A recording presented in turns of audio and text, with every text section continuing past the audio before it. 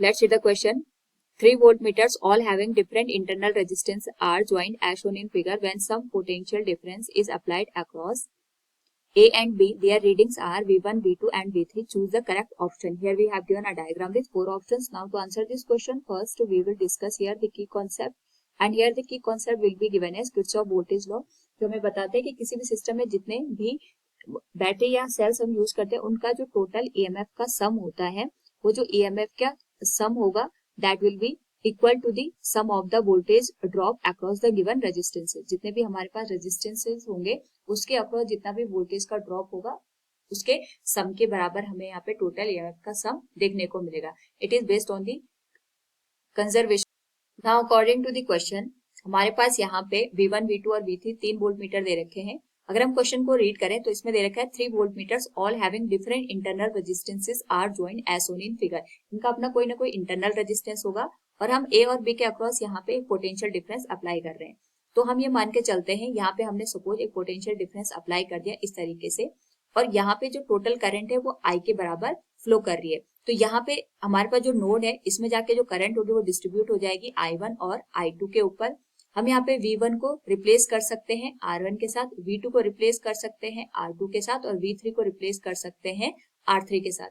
तो अगर इस पूरे सर्किट को अगर मैं ड्रॉ करूं यहाँ पे तो ये आ जाएगा R1, ये आ जाएगा हमारे पास R2 और यहाँ पे हमारे पास जो रेजिस्टेंस आएगा that will be equal to R3। यहाँ पे हमारे पास जो करंट आएगी ये आएगी I1 और यहाँ पे जो करंट आएगी ये आएगी हमारे पास I2।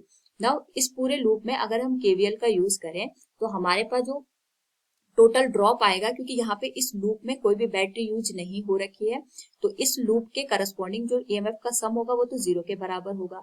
एंड हम यहाँ पे जो in the direction of the loop अगर चलेंगे तो जो भी करंट की डायरेक्शन लूप की डायरेक्शन के साथ होगी उसको हम पॉजिटिव लेंगे और अपोजिट जो डायरेक्शन होगी उसको हम नेगेटिव साइन के साथ यूज करेंगे। यानी अगर मैं लूप की डायरेक्शन यहाँ पे क्लॉकवाइज ले रही हूँ, इसी डायरेक्शन में करंट फ्लो करेगी तो उस ड्रॉप को हम पॉजिटिव लेंगे, अदरवाइज हम यहाँ पे नेगेटिव साइन का यूज करेंगे। तो जब हम यहाँ पे मूव करना स्टार्ट करेंगे फ्रॉम दिस पॉइंट, अगर मैं इसको यहाँ पे नाम दे दूं P, Q, R, S, तो P से चलना जब हमने स्टार्ट किया तो जो ड्रॉप आएगा फर्स्ट वोल्ट मीटर में that will B I1 R1, जिसको हम यहाँ पे I1 R1 से अभी रिप्रेजेंट कर रहे हैं। बाद में हम इसको ड्रॉप को V1 से यहाँ पे रिप्लेस कर देंगे क्योंकि दोनों सेम डायरेक्शन में हमने इसको पॉजिटिव ले लिया। प्लस इसी तरीके से यहाँ पे क्योंकि सेम करंट फ्लो कर रही है तो ये आ जाएगा हमारे पास I1 इंटू R2 के बराबर। प्लस यहाँ पे अगर हम देखें तो हम क्लॉकवाइज डायरेक्शन में मूव कर रहे हैं लेकिन हमारे पास जो करंट फ्लो कर रही है R3 में अपोजिट डायरेक्शन में फ्लो कर रही है, तो इसका जो साइन आएगा वो नेगेटिव आएगा, that will be given as I2 into R3।